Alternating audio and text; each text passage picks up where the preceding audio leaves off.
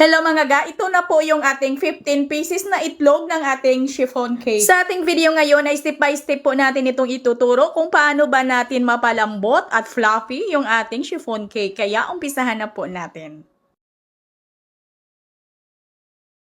Sa ating recipe na ito ay gagamit po tayo ng dalawang hulmahan na may sizes na 12 by 9 by 3 inches.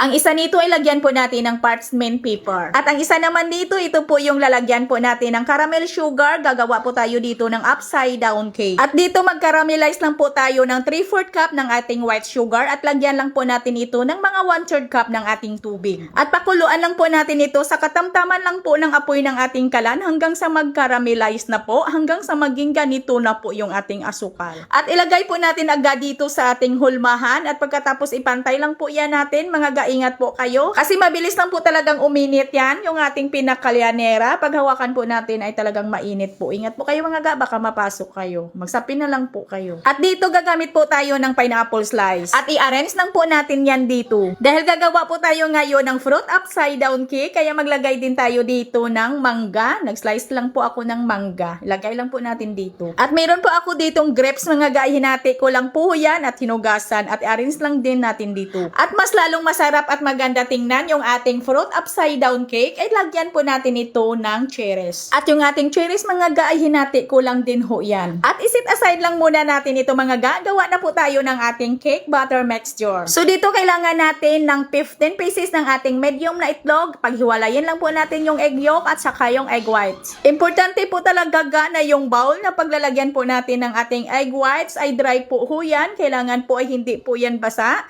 At wala po yung bahid na kung ano-ano, lalo na po yung mulumantika. At kailangan din na hindi mahaluan yung ating egg whites na kahit maliit or konti lang po talaga na egg yolk. Para mas maganda talaga yung alsa ng ating egg white. At ito na po ga ang ating 15 pieces ng egg yolk. Ayan, binilang pa.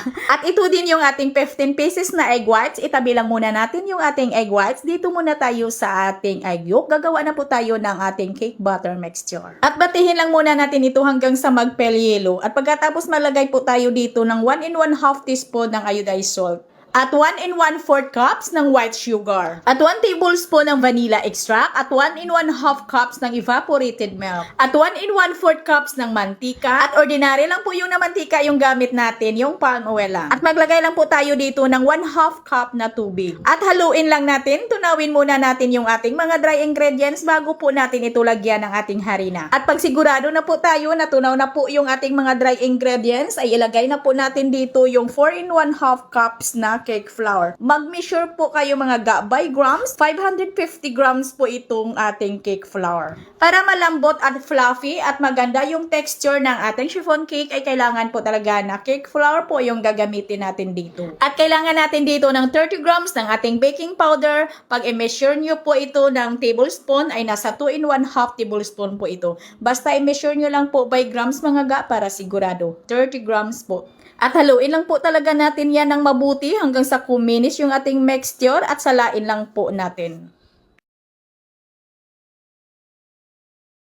At ito lang kalapot yung ating mixture at itabi lang muna natin ito. Dito naman tayo sa ating egg whites or gagawa tayo ng ating mirang. So dito sa ating 15 pieces ng medium na egg whites ay maglagay tayo dito ng 1 teaspoon ng cream of tartar. Kung walang cream of tartar, pwede naman na white vinegar yung gagamitin po natin. At kailangan natin dito ng 1 cup ng white sugar. At batihin lang muna natin ito sa medium speed lang muna ng ating stand mixer. Batihin po natin ito hanggang sa mag-create po ito ng bubbles na medyo makinis. Kailangan din mga ga, yung attachment ng ating hand mixer or stand mixer man dyan, ay kailangan po ay dry po yan. At pag ganito na po yung consistency ng ating egg whites mga ga, ay utay-utay na po nating ilagay yung ating 1 cup na white sugar. Yes mga ga, gradually lang po talaga yung paglagay natin ng ating asukal para hindi mabigla yung ating egg whites, para hindi po mapatay, para maganda din yung alsa. At nang naubos na po nating nailagay lahat, ay transfer na po natin sa pinaka high speed yung ating stand mixer para po madali nating makuha yung hinahanap po natin na consistency consistency or yung medium peaks ng ating egg whites. Mga ga, kabisado mo na ito kasi ay palagi po talaga natin itong tinuturo sa ating mga video pag gumawa po tayo dito ng ganitong recipe. At batihin lang po talaga natin hanggang sa maging ganito na po yung ating egg whites. Nasa medium peaks na po siya. At ihalo na po natin dito sa ating cake batter mixture at hatiin ko lang po ito mga ga sa tatlo kasi medyo marami po talaga yung ating egg whites. At fold or haluin lang po talaga natin ito ng padahan-dahan, cut and fold lang po natin. Medyo masyadong mabilis lang po dyan mga ga sa ating video kasi ay naka-fast forward po yung ating video para mapadali lang po yung ating video. At sa puntong ito ay kailangan ay nakapainit na po tayo ng ating oven kasi isa lang natin ito agad mga ga pagkatapos po natin itong mailagay sa ating tray. At mga ga, huwag lang po natin itong ma-overmix ha. Pag nakikita po natin na well combine na po yung ating cake batter mixture at yung ating mirang ay okay na po yan. At ilipat na po natin ito agad sa naka-prepare po natin na 2 lianera.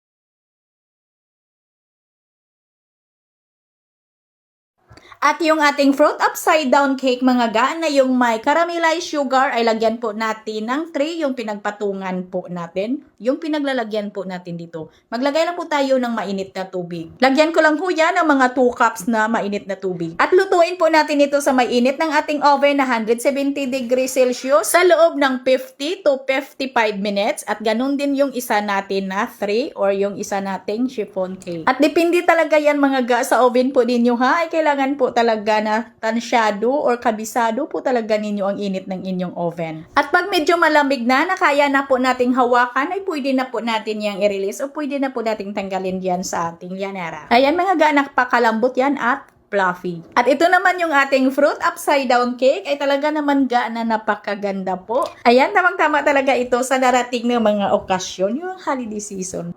O di ba ga, yung 15 pieces po natin na medium na itlog at 550 grams po natin na cake flour ay marami or malaki na po yung magagawa natin. Pwede talaga nating pagkakitaan at pwede po sa handaan. At hindi po natin ito pwede mahiwa kasi ay may-ari po ito para sa birthday po ito. Order po ito. Ito na lang po yung hiwain natin ga. At ito ga, napaka-fluffy at malambot talaga at ang ganda ng texture ng ating chiffon cake. At hanggang dito lang po yung ating video. Sana may natutunan. Ito po inyong kaiday tinapay. Maraming salamat at bye-bye.